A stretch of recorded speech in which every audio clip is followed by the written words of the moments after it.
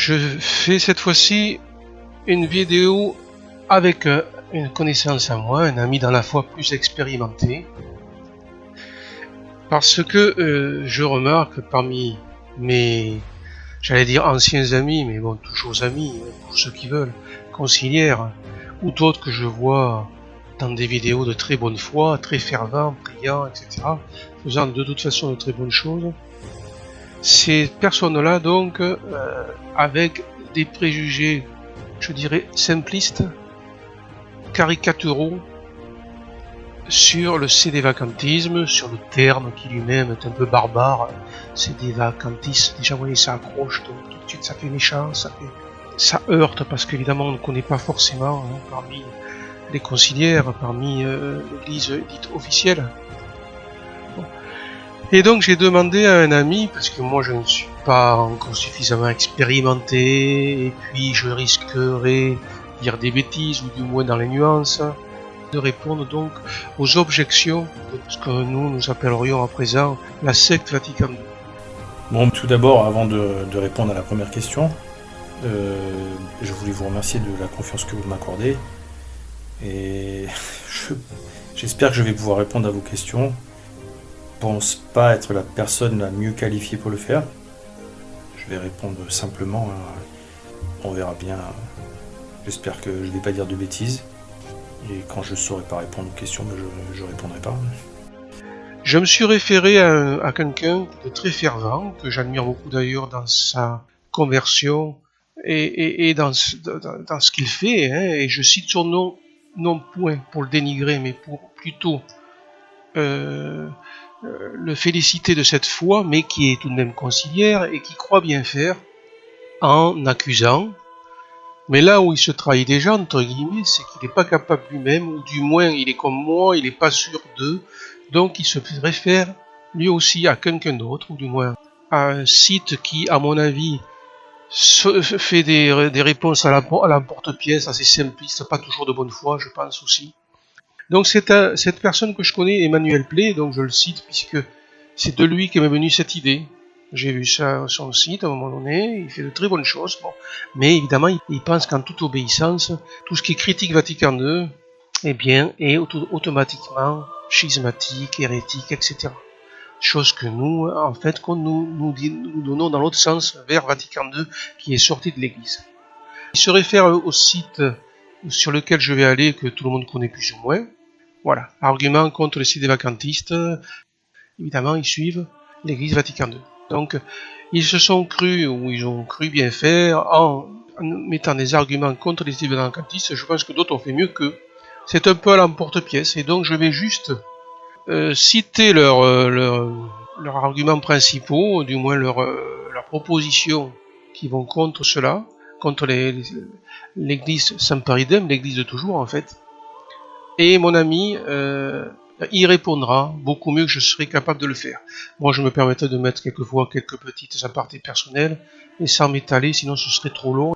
Donc, premier argument des anti-sédévacantistes, entre guillemets, les sédévacantistes ne font aucun miracle pour prouver leur doctrine. Bon, moi, la petite aparté que je vais donner, c'est que déjà, ça fait que 60 ans, et depuis 60 ans, nous n'avons pas vu non plus beaucoup de miracles dans Vatican II, à ce que je sache. Du moins là, c'est très discutable. Bon. Et s'il y a un miracle, c'est plutôt des miracles dans des lieux où la Sainte Vierge est apparue, qui, elle, au-delà de ce que l'Église est devenue, peut faire les miracles qu'elle veut, à l'endroit où elle veut. Bon, voilà, moi, ma petite réponse qui n'est pas suffisante, et je laisserai mon ami y répondre plus clairement à cette première affirmation. Déjà, c'est un drôle d'argument, je trouve. Parce que s'il faut des miracles pour croire, c'est un peu dommage au niveau de la foi. Et c'est un peu les mêmes accusations qui étaient faites à notre Seigneur Jésus-Christ par les pharisiens, qui lui demandaient de faire des miracles pour prouver qu'il était le Messie. Et ça marche pas comme ça. Déjà, c'est une première chose. Ensuite, ce qu'il faut comprendre, c'est que la situation actuelle, c'est un châtiment.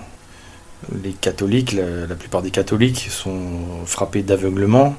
Ils ne voient pas la réalité des choses, parce que quelque part, dans leur projet de vie, dans leur vie de tous les jours, ils ne veulent pas adhérer à la vérité révélée et avoir vraiment une vie de chrétien. Donc ils sont soumis au châtiment de Vatican II.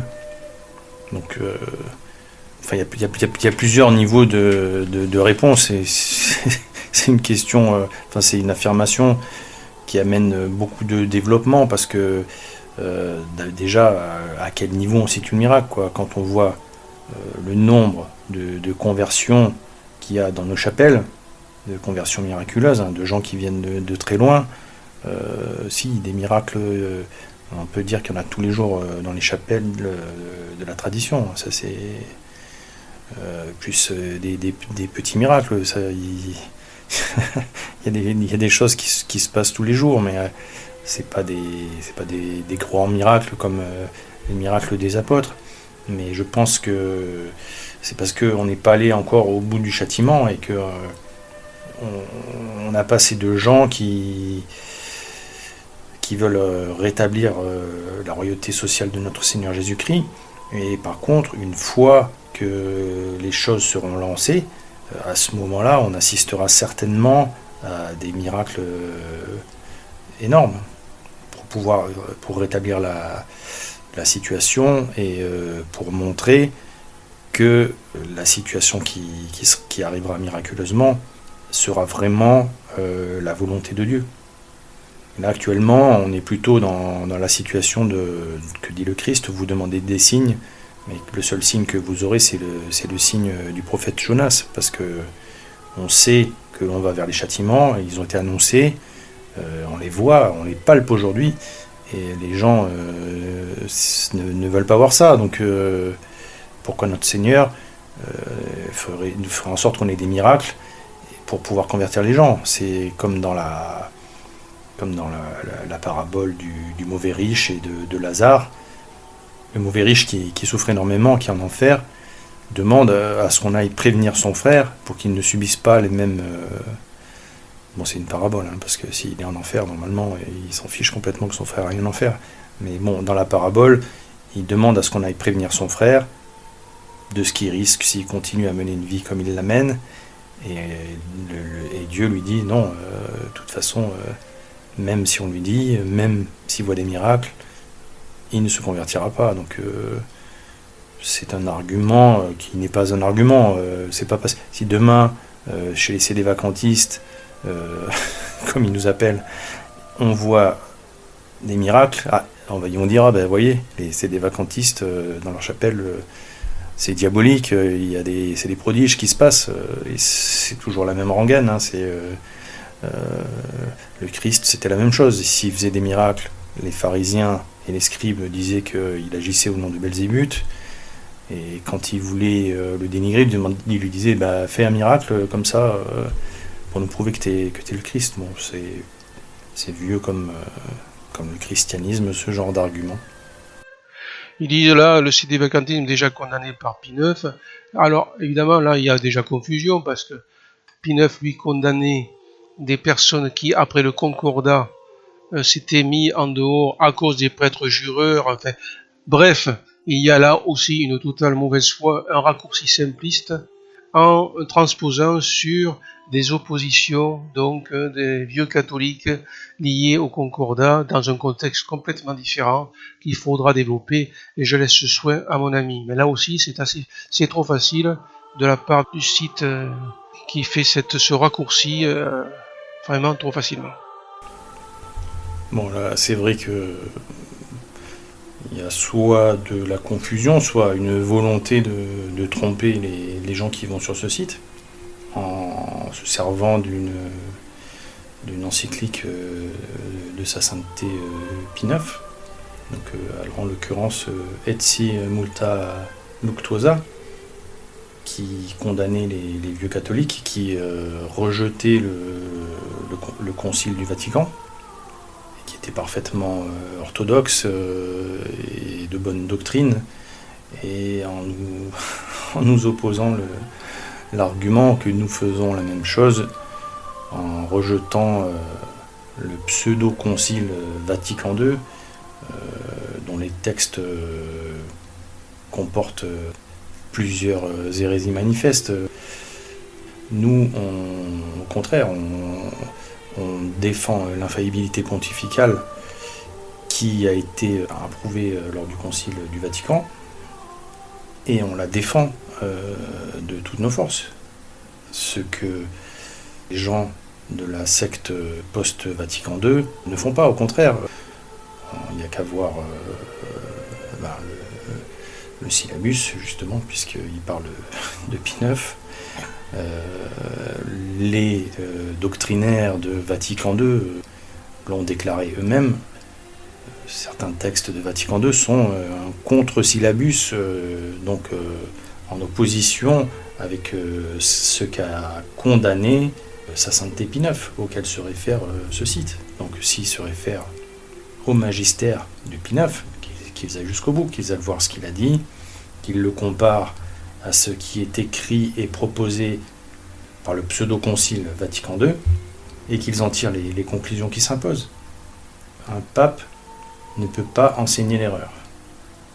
Partant de là, si la personne qui porte le vêtement du souverain pontife professe des erreurs et des hérésies, c'est qu'elle n'est pas inspirée par le Saint-Esprit, qu'elle n'a pas l'infaillibilité, et donc qu'elle n'est pas pape. C'est un raisonnement de bon sens. Et quand on voit aujourd'hui les fruits de Vatican II, avec les journées d'assises, où on se retrouve avec des soi-disant vicaires du Christ qui demandent à tous les leaders des fausses religions de se réunir dans un haut lieu de la catholicité et de prier chacun les démons, parce que c'est les fausses religions, les dieux entre guillemets qu'ils prient, ce sont les démons. Ça, c'est l'enseignement de saint Paul. Donc on leur le leader de la secte Vatican II leur demande de se réunir et de prier ensemble les démons qu'ils vénèrent pour avoir la paix dans le monde. Pas la paix du Christ, hein, la paix promue par l'ONU. Bon, nous, catholiques de toujours, catholiques fidèles à la doctrine catholique, c'est contre ça qu'on s'insurge. C'est contre ces personnes qui ont spolié les catholiques de toutes nos églises, de toutes nos cathédrales, de toutes nos basiliques, qui persécutent les vrais catholiques en disant que nous ne sommes pas catholiques, alors qu'il y a juste à comparer ce que dit l'homme qui se fait appeler François, lorsqu'il dit que l'enfer est vide, mais qu'il ne faut pas le dire trop fort, qui dit qui suis-je pour juger une personne homosexuelle, enfin, qui dit tellement de bêtises tous les jours que ça en devient absurde et ça crève les yeux que cette personne ne fait pas partie de l'Église catholique. Et il est le digne héritier de tous ses prédécesseurs depuis Vatican II. Donc il faut arrêter de nous dire que nous ne sommes pas dans l'Église. Réveillez-vous, c'est vous qui n'êtes pas dans l'Église. Question aussi, dans quel document du magistère de l'Église catholique est-il enseigné que l'Église hiérarchique va apostasier dans tout son ensemble? Effectivement, c'est une question méritante à répondre, à laquelle il faudra répondre, et je suis persuadé que mon ami va trouver dans le magistère des éléments pour y répondre. Bon, là aussi, il y a encore une confusion, là, il ne connaît pas bien le dossier. Nous n'affirmons pas que l'ensemble des évêques a apostasié. Il y a des évêques qui ne reconnaissent pas l'autorité des usurpateurs qui sont sur la chaire de Saint-Pierre, et donc qui n'ont pas apostasié. Ensuite, notre Seigneur Jésus-Christ lui-même dit, quand il reviendra sur terre, retrouvera-t-il seulement la foi? Donc si notre Seigneur s'interroge sur le fait qu'il retrouvera ou non la foi, c'est qu'à un moment donné, eh bien, il n'y aura plus de... l'Église sera vraiment pratiquement plus visible. Donc il y aura effectivement une période où il y aura pratiquement plus de catholiques. Mais l'Église, ce n'est pas une histoire de hiérarchie. L'Église, c'est la société des vrais chrétiens, c'est-à-dire des baptisés qui professent la foi et la doctrine de Jésus-Christ, et qui participent à ses sacrements et obéissent au pasteur établi par lui. Bon, ensuite la question sur l'abomination de la désolation, à ma connaissance, personne ne dit que c'est l'apostasie de tous les évêques catholiques, l'évêque de Rome étant inclus. L'abomination de la désolation, c'est plutôt les églises occupées et un sacrifice qui n'est pas agréable à Dieu offert à la place du saint sacrifice. Ce que font tous les prêtres ralliés à Vatican II, qui ont changé la messe et qui proposent le fruit du travail des hommes au lieu de proposer l'oblation sans tache, et qui par là se rattache à la lignée de Caïn. L'abomination de la désolation, l'abomination dans le temple saint de Dieu dont parle la Bible, et l'apostasie serait l'apostasie de tous les évêques catholiques. Ce n'est pas aussi simpliste que ça. Il n'y a pas besoin d'être pro ou pas, pro Vatican II ou contre pour dire que la prophétie de Daniel de toute façon est beaucoup plus subtile et cite simplement l'apostasie générale, qu'il y ait un pape ou qu'il n'y ait pas de pape de toute façon. Donc là aussi c'est trop facile de réduire à ce point. La foi catholique enseigne que l'Église catholique romaine est indéfectible. On ne dit pas le contraire. Justement, les sédévacantistes, ou du moins les Saint-Péridèmes, l'Église de toujours, dit que c'est Vatican II qui s'est écarté de la foi catholique. Alors pour Vatican II, les sédévacantistes sont schismatiques, hérétiques, ou en tout cas schismatiques. Et pour l'Église de toujours, dite sédévacantiste, c'est le contraire. On considère, nous, que la Vatican II s'est écarté de l'enseignement du magistère de l'Église éternelle. Là aussi, mon ami y répondra de façon beaucoup plus claire. Alors oui, vous avez tout à fait raison. Les catholiques que nous sommes n'ont jamais mis en doute l'indéfectibilité de l'Église.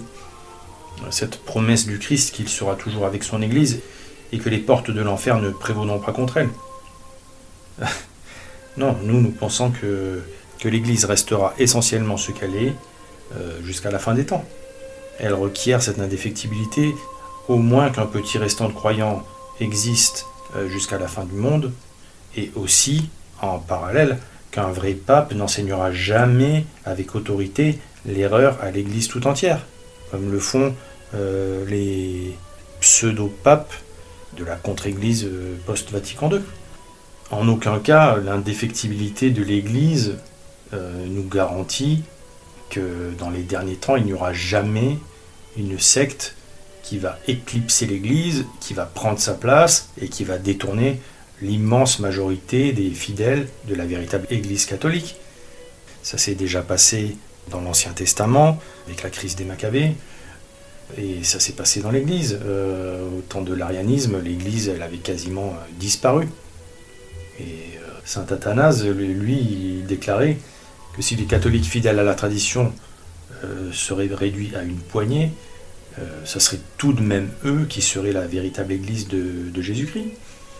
Donc oui, comme vous dites, les sédévacantistes, au contraire, s'appuient sur l'indéfectibilité de l'Église et cette promesse que les portes de l'enfer ne prévaudront pas sur l'Église pour justifier leur position. Parce que les papes ont défini comme les portes de l'enfer les hérétiques. Ce sont les hérétiques les portes de l'enfer. Donc, cette phrase sur l'indéfectibilité annoncée par notre Seigneur Jésus-Christ, qui dit que les portes de l'enfer ne prévaudront pas sur l'Église, cela veut dire que l'hérésie ne prévaudra pas sur l'Église. Donc, je crois que c'est le pape Saint Léon IX. Enfin, je vous conseille d'aller voir dans le livre 1958-2018, 60 ans de religion conciliaire, qui a été publié aux éditions du collectif Saint-Robert Bellarmin. qui explique très bien les choses. Alors ils disent une crise est possible, pas la chute de tous les évêques avec le pape.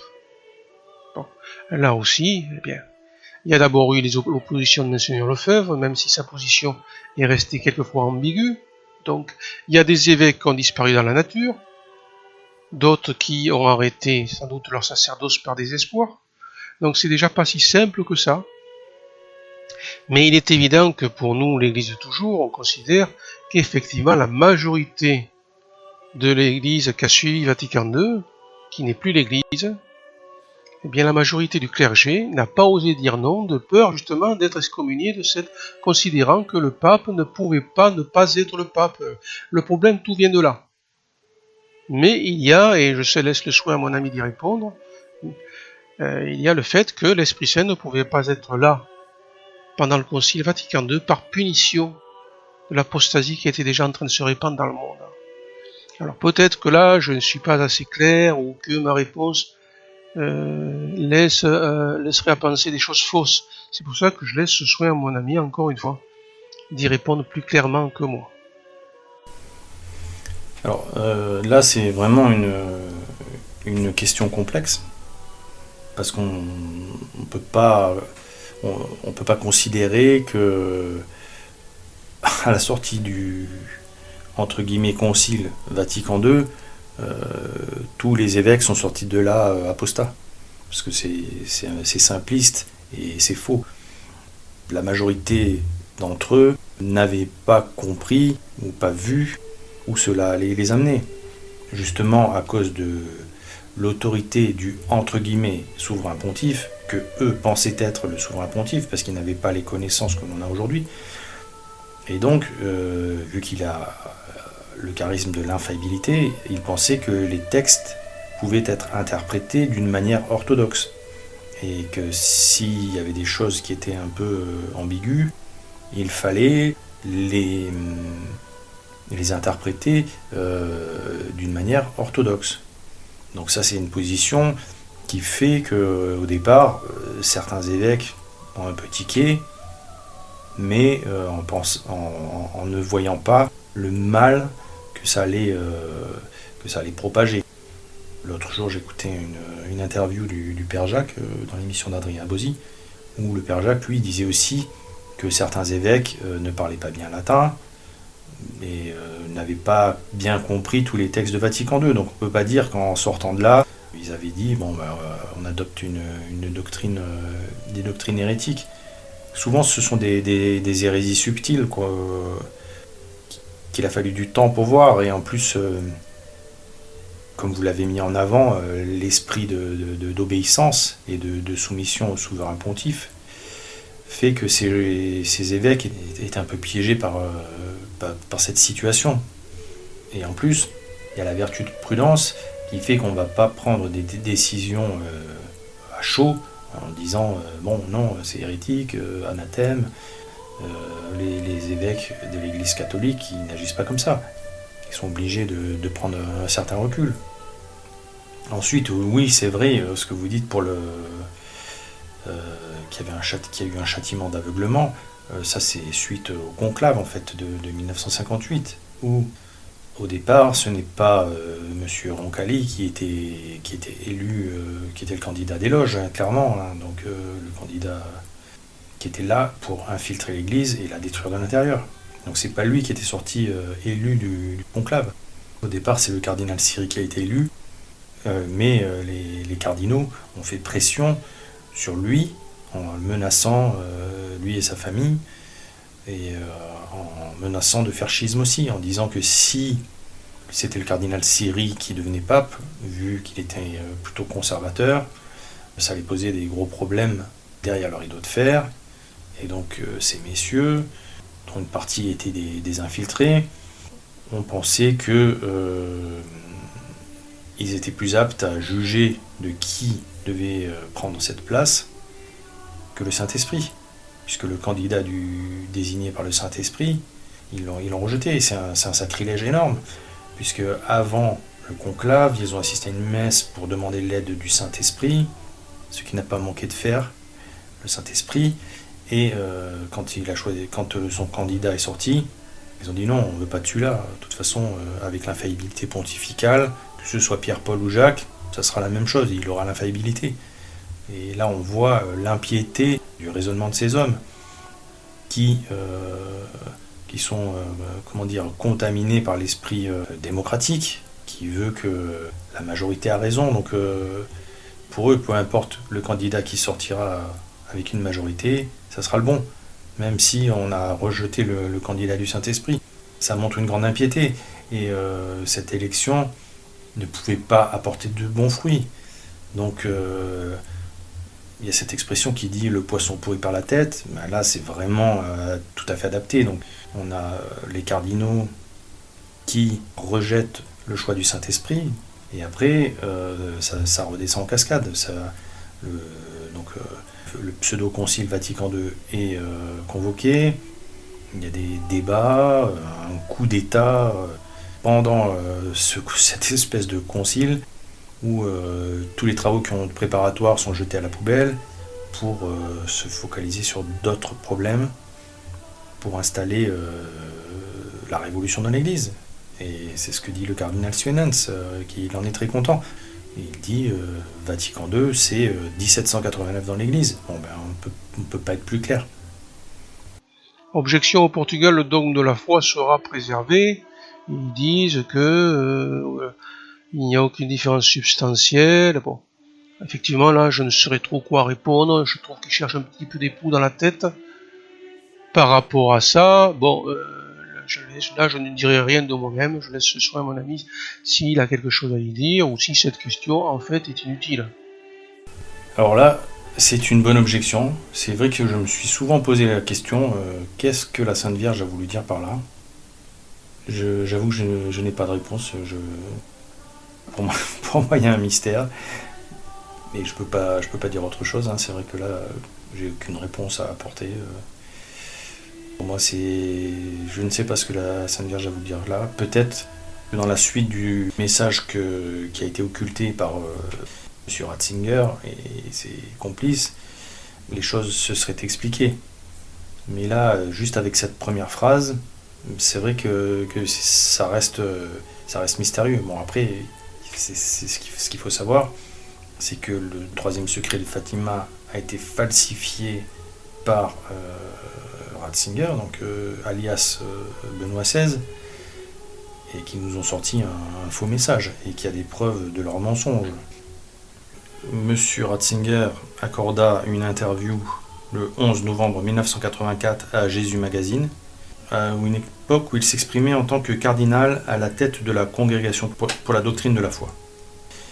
Cet article fut intitulé « Voici pourquoi la foi est en crise », et il s'exprimait sur les dangers menaçant la foi, enfin bref, on s'en fiche. Donc il laissait entendre dans cet entretien que ce troisième secret abordait les événements de la fin des temps, annoncés dans l'Écriture, puis à maintes reprises dans d'autres apparitions mariales.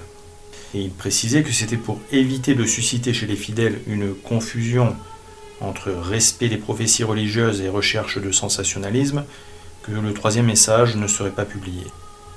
Bon, ça laisse a priori supposer deux choses. D'abord, qu'en 1984, Joseph Ratzinger considérait que ce message contenait des informations sur les événements de la fin des temps, et ensuite que ces événements n'avaient pas encore eu lieu.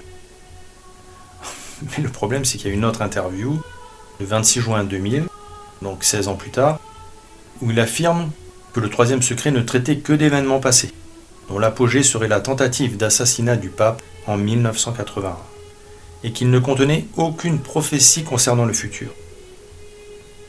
Cette tentative d'assassinat, donc, qui avait eu lieu en 1981, il ne pouvait pas l'avoir oublié quand il a eu fait l'interview avec le Jésus Magazine. Il affirmait que le message contenait une prophétie, donc ce qui laisse supposer qu'à cette époque, il considérait que le contenu du troisième secret n'avait pas encore eu lieu. Ces déclarations se contredisent. Donc, le troisième secret de Fatima contient sûrement quelque chose qui vient expliquer cette phrase mystérieuse pour nous. Au Portugal, le dogme de la foi sera préservé. Donc voilà moi tout ce que je peux en dire. Et je pense que c'est nous faire un mauvais procès, une fois de plus, que de se servir de cette phrase du troisième secret de Fatima. En plus, sachant que leur leader, le leader de leur fausse religion, se sont servis de ce message pour faire dire des choses à la Sainte Vierge qu'elle n'a jamais dites. Les sédévacantistes, autre objection, citent souvent la phrase issue du secret de la Salette « Rome perdra la foi ». Mais Rome ne désigne pas toute l'Église enseignante, mais seulement le Saint-Père. Or, les sédévacantistes pensent que la quasi-totalité des évêques catholiques a perdu la foi et les mœurs. Donc là aussi, bon, ça répète un peu ce qui a été dit avant, ce qu'ils ont provenu avant. Je laisse le soin à mon camarade de citer Saint Robert Bellarmine et de répondre au fait que il y a toujours une église militante, mais elle s'est réduite par rapport à l'église qui a apostasié par conformisme pour beaucoup. Beaucoup de fidèles actuellement sont des fidèles fervents, comme Emmanuel Play, si je me souviens son nom, mais ils n'oseront jamais, même s'ils critiquent l'église au moins dans leur fort interne, intérieurement donc, même s'il y a des fois le pape certains éléments du pape les choquent énormément. Je l'ai même décodé dans ce que disait Emmanuel Play, mais comme c'est le pape, il n'allait pas trop loin. Il était beaucoup plus près de la tradition que beaucoup d'ailleurs de modernistes, entre guillemets, qui, eux, sont par contre devenus complètement des humanistes chrétiens, plaçant l'homme au-dessus de Dieu. C'est la dérive de Vatican II de toute façon. Emmanuel Play n'est pas de cela, mais il ne va pas aller jusqu'à dire, puisqu'il y a le pape, que faire? Voilà, il reste coincé à cause de ça, je le répète. Bon alors là c'est intéressant, hein, parce que on voit que l'argument d'avant, donc ils nous disent attention, oui, la Sainte Vierge à Fatima, elle a dit qu'au Portugal il y aurait toujours le dogme de la foi, et là ils nous disent oui, mais les sédévacantistes, on les entend souvent citer le secret de la Salette qui dit Rome perdra la foi et deviendra le siège de l'Antéchrist. Et après ils nous disent oui, mais les apparitions n'appartiennent pas au dépôt de la foi, et il est contraire à la foi catholique de leur donner l'importance que leur donnent les sédévacantistes, blablabla, blablabla. Donc si je comprends bien, ce que Notre-Dame a dit à Fatima, c'est important, ce qu'elle a dit à la Salette, ça n'est pas important. Donc il y a une hiérarchie que la personne comprend, moi je ne la comprends pas. D'autant plus s'ils nous disent que il ne faut pas se fonder sur des révélations comme ça qui ont eu lieu après la mort des 12 apôtres. Enfin, si la Sainte Vierge apparaît pour nous prévenir que Rome perdra la foi et deviendra le siège de l'Antéchrist, c'est tout de même qu'il y a péril dans la demeure, et ça rejoint la vision de Léon XIII, qui là était un souverain pontife, qui suite à sa vision écrit un exorcisme dans lequel il dit « L'Église, épouse de l'agneau immaculé, la voici saturée d'amertume et abreuvée de poison, par des ennemis très rusés. Ils ont porté leurs mains impies sur tout ce qu'elle désire de plus sacré. Là où fut institué le siège du bienheureux Pierre et la chair de la vérité, là ils ont posé le trône de leur abomination dans l'impiété, en sorte que le pasteur étant frappé, le troupeau puisse être dispersé. » Bon, c'est un souverain pontife qui l'a dit, qui l'a écrit.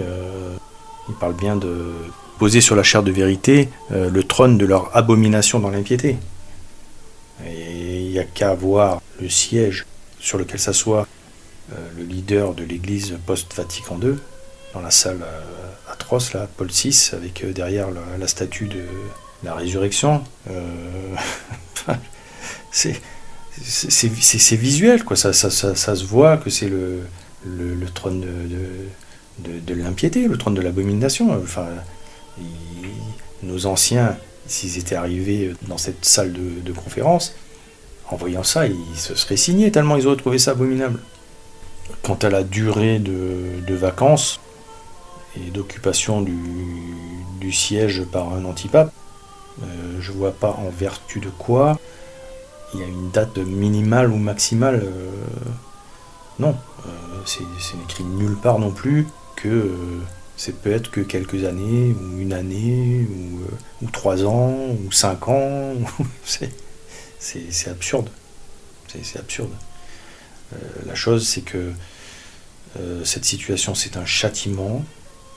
Et tant que on n'aura pas compris ça, et donc on ne voudra pas corriger ça, on s'associera au péché de nos parents qui ont provoqué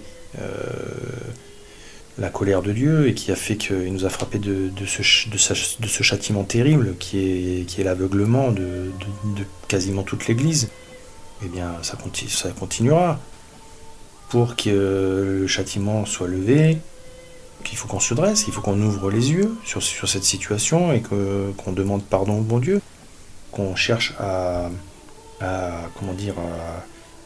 se faire pardonner. Il ne faut pas qu'on s'associe aux erreurs de nos parents.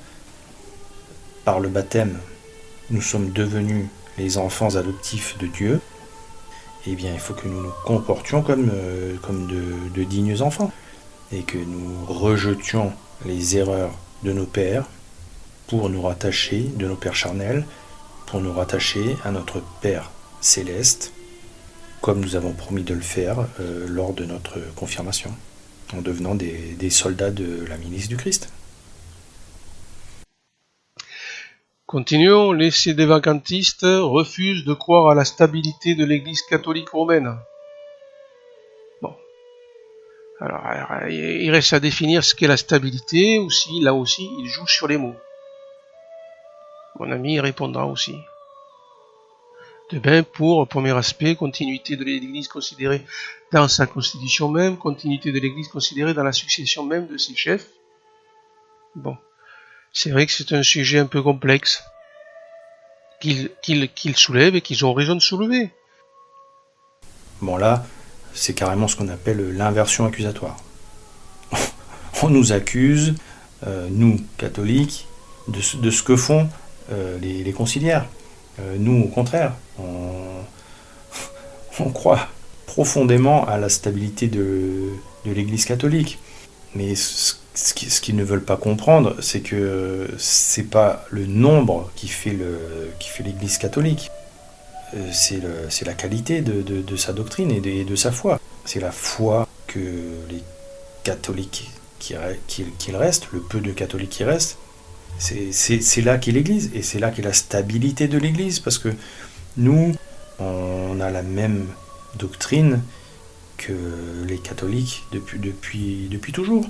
On a les mêmes sacrements, alors que c'est pas difficile de voir, il suffit d'aller dans une église et de regarder ce qui s'y passe pour voir, dans une église conciliaire bien sûr, pour voir que c'est pas la même chose que ce qui était fait avant.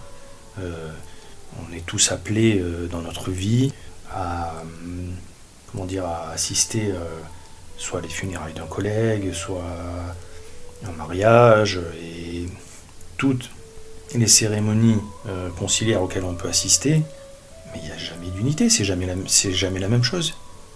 Alors que vous pouvez aller dans n'importe quelle église catholique de la tradition, et c'est la même chose que vous trouverez. Pour les mariages, pour les enterrements, pour la messe. C'est pas la kermesse. Donc cette accusation, elle est complètement infondée. Qui regardent chez eux et puis ils verront qu'il n'y a pas de stabilité. Il n'y a pas de continuité. Leur église n'est ni une, puisque eux ils considèrent que les protestants et les orthodoxes sont leurs frères séparés qui font quand même partie de l'église. Donc il n'y a pas d'unité doctrinale, il n'y a pas d'esprit d'apostolat, puisqu'il ne faut pas faire d'apostolat, ils appellent ça le prosélytisme. Ils considèrent qu'il vaut mieux être un bon musulman ou un bon hindou que de recevoir le baptême. Qu'est-ce que c'est que cette église ? Ce n'est pas l'église catholique, il n'y a aucune stabilité doctrinale par rapport à ce qu'on a enseigné. Donc ils ne peuvent pas nous jeter à la face qu'il n'y a pas de stabilité doctrinale enfin que nous on est contre la stabilité doctrinale et qu'on la refuse, mais c'est complètement ahurissant d'entendre ça. C'est du grand n'importe quoi. Et la stabilité historique, c'est la même chose. Non, ils peuvent pas parler de stabilité historique. Quand on voit leur leader qui va assister à des cérémonies juives dans une synagogue, ils appellent ça la stabilité historique. Enfin, je suis désolé, qui regarde un peu ce que faisait Paul IV à l'époque, et on reparlera de stabilité historique. c'est vraiment, mais c'est n'importe quoi. Enfin, c'est même énervant de dire des choses comme ça. C'est consternant. Le mot exact, c'est ça, c'est consternant.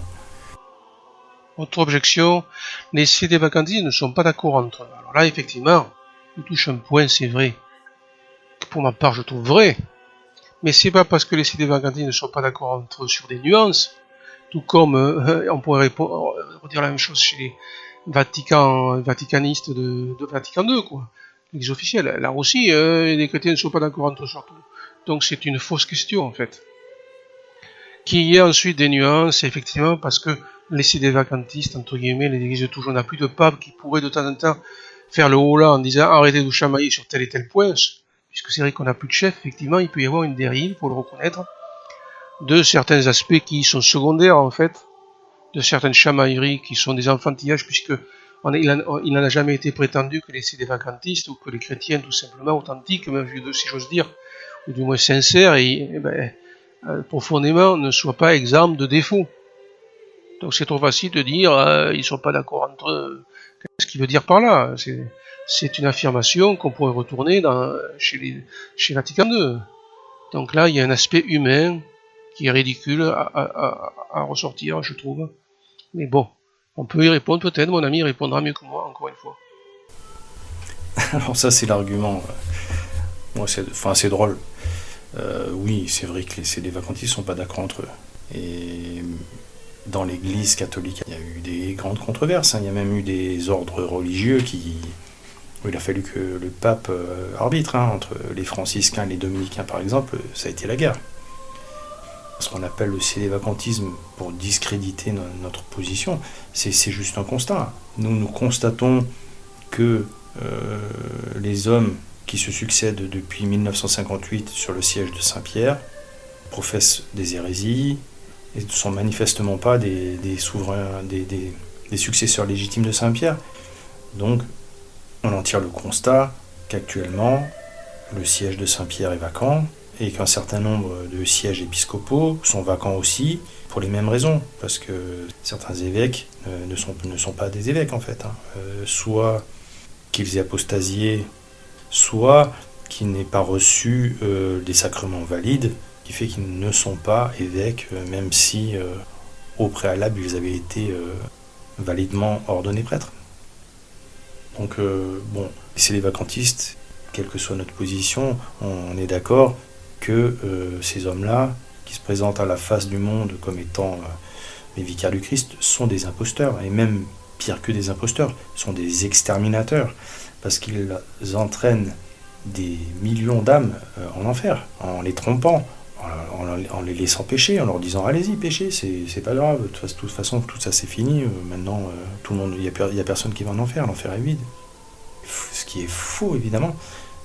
Relisez les évangiles, ne serait-ce que ça, avec la parole du Christ.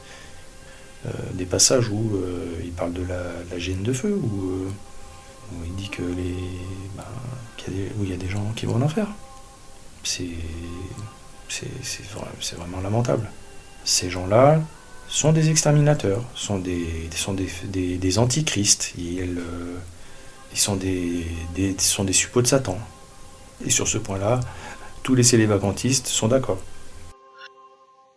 Après, des arguments contre les écrits de l'abbé Zins.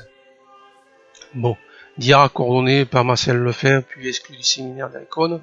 Pourquoi? Parce que beaucoup de gens de Vatican ne le savent pas, mais un certain nombre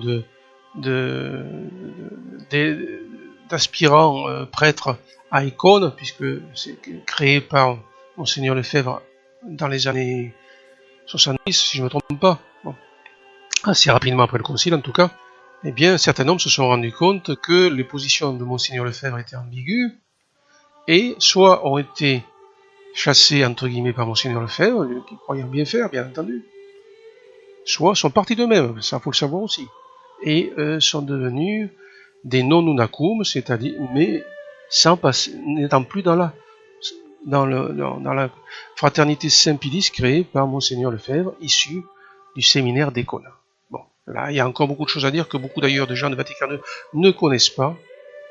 Effectivement, ça peut prêter à confusion les différentes écoles, entre guillemets, mais en fait, ils sont tous d'accord sur l'essentiel. L'Église de Vatican II n'est pas l'Église. C'est elle qui éclipse l'Église, c'est elle qui est schismatique. Sans le dire. Bon, je laisse ce soin à mon ami de mieux le développer. Et par rapport à monsieur l'abbé Zins, bon ben là, je dirais que c'est presque secondaire par rapport à l'essentiel. S'il lit, en lisant ces textes, il juge utile d'en dire quelque chose, je lui dois ce soin. Non, sur l'abbé Zins, rien à dire. Je pense pas qu'il soit représentatif des courants parmi les catholiques qui font le constat de la vacance du Saint-Siège. Il a ses propres théories qui, pour moi, sont très insultantes pour les derniers évêques qui restent, les derniers princes de l'Église, et pour beaucoup de prêtres aussi. Voilà les questions que j'espère mon ami a répondu suffisamment pour vous éclairer, pour éclairer les personnes de bonne foi qui cherchent la vérité au milieu de cette, effectivement, époque très confuse, très difficile, puisque, effectivement, je dirais ça pour conclure, le pasteur a été frappé et les brebis sont dispersées. Ça, c'est un fait qu'on ne peut pas remettre en cause, qui crée évidemment un grand malaise au sein des catholiques, et qu'ils soient d'un côté, entre guillemets, ou de l'autre. C'est de toute façon une grande souffrance. L'Église est dans sa passion, l'Église, je dirais même au tombeau, mais l'Église va ressusciter, et l'Église existe toujours, de toute façon. Les sédévacantistes ne sont pas des pessimistes considérant qu'il n'y a plus d'Église. Là aussi, il faut bien préciser ce fait. Je vous dis donc à bientôt, que Dieu vous bénisse, et à une prochaine vidéo. Merci de vos questions. Au revoir. Eh bien, merci de nous avoir écoutés, et que Dieu vous garde. Ad Iesum, Père Mariam.